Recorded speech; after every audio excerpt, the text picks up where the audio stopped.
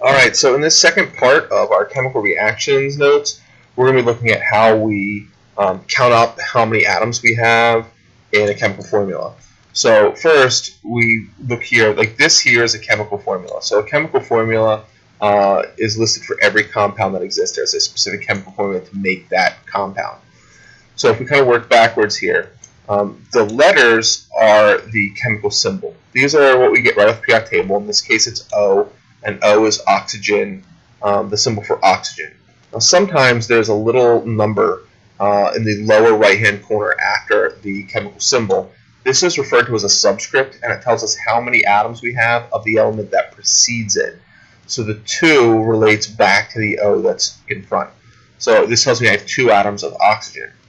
Now, we get a chemical formula when we take different elements together and put them into a compound. So in this case, this is for the formula for carbon dioxide. It consists of carbon and it consists of oxygen. Notice that every new element consists of a capital letter. New elements will always be capital letters. If you see lowercase letters, that's just the second letter in the chemical symbol for an element that has more than one letter in it. But in this case, I just have C for carbon, O for oxygen. So this chemical formula consists of at least 2 different atoms, typically 2 different elements that are chemically bonded together. And if I look at this, I have a 2 after the O that tells me I have 2 atoms of oxygen, but I don't have anything, and there's no subscript after the C, but it doesn't mean I have 0 carbon atoms. We just don't write it if it's a 1. So when there's nothing written there, you can assume that it is a 1. So in this case, I have 2 atoms of oxygen and 1 atom of carbon. Now we can go a step further still and say that sometimes there's a number here listed in front of your chemical formula, and that number is called a coefficient. And it tells me how many of the following molecule I have. So my molecule, or my formula, my compound here is CO2, carbon dioxide. And I have 3 of that molecule. So each molecule consists of 1 carbon, 2 oxygens, but I have 3 of that molecule in total. So if I wanted to figure out how many atoms I had in total here, I go, oh, well, I have 3 atoms of carbon because I have 3 molecules, and there's 1 atom per molecule. And I have 6 atoms of oxygen because there's 2 atoms of oxygen per molecule. It's 3 molecules, and 2 times 3 is 6. So that gives me 6 atoms of oxygen. So I have 3 atoms of carbon plus 6 atoms of oxygen equal 9 total atoms. This is one of the skills that we're looking to be able to do today, is count up how many atoms we have in the chemical formula. Now just kind of real quick point back is that the number of atoms for each element in a formula is represented by that subscript. It's that small number in the bottom right-hand side. But if there's no number written there, we always assume that that's going to be a 1. It's a kind of standard protocol for us here in science. So let's try figuring out how many atoms we have in a couple of formulas. So real basic first formula to look at. This is just water. It's H2O. So the first thing I want to do is list my elements. I list hydrogen, that's what the H is for, and I list oxygen, that's what the O stands for.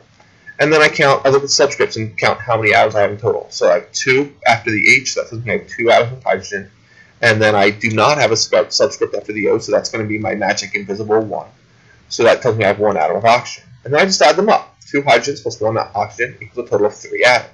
If we look at one that's a little more complicated, we have H2SO4.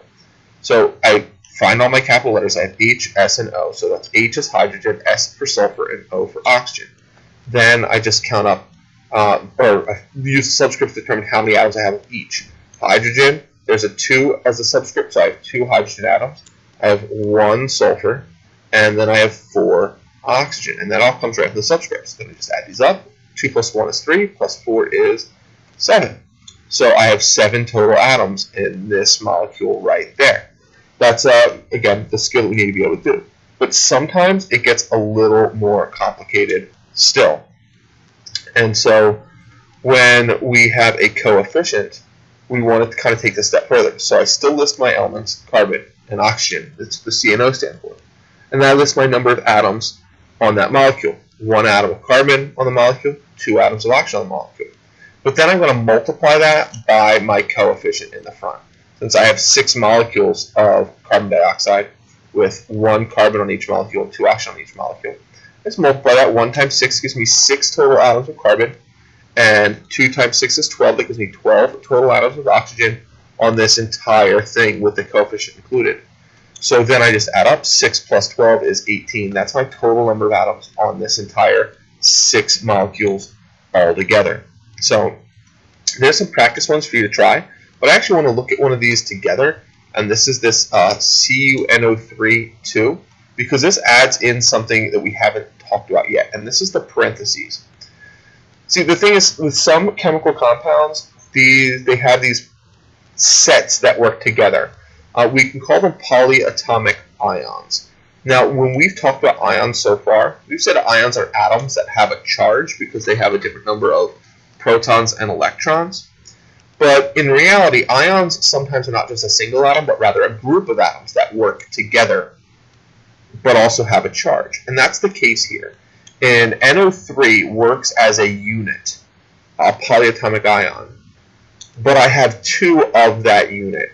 So this is kind of like the distribution property in math, where I'm going to take this 2 and I need to multiply it into my coefficients inside of the parentheses, but only what's inside of the parentheses. It doesn't relate to what's outside of the parentheses here.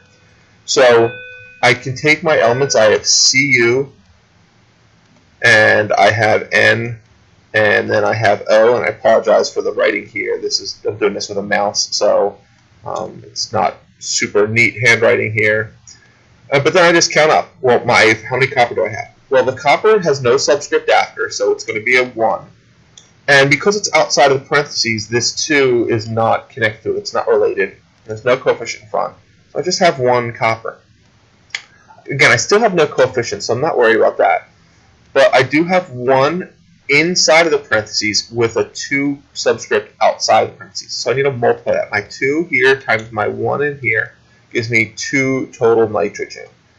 And then for my oxygen, I have 3 on each NO3, but I have 2 of that NO3, which gives me a total of 6 oxygen.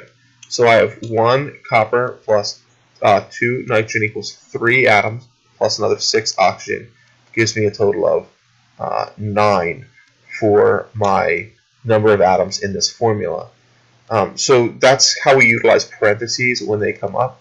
So just take a quick moment, pause the video to try these, the other 5 here, and come back and I'll have the answers for you.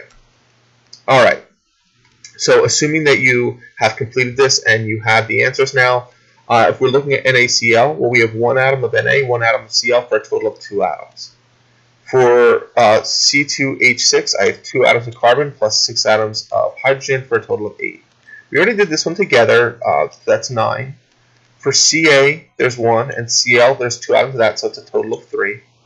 C6H12O6, I have 6 carbon plus 12 hydrogen plus another 6 oxygen for a total of 24. And for 2AgNO3, I have just 1 atom of silver and 1 atom of nitrogen, 3 atoms of oxygen, but I have 2 of that whole molecule. So that gives me my 1 silver times 2 is 2 silvers, my 1 nitrogen times 2 is 2 nitrogens, and my 3 oxygens times 2 is 6 oxygens. So 6 plus 2 gives me a total of 10 atoms for AgNO3. So hopefully that all makes sense and is easy for you. If you have questions, make sure you either shoot me an email or stop in and see me to get some clarification. But this is really the first step in something we get a little more complicated with. So my honors classes, please make sure that you check back and view the video on gram formula mass.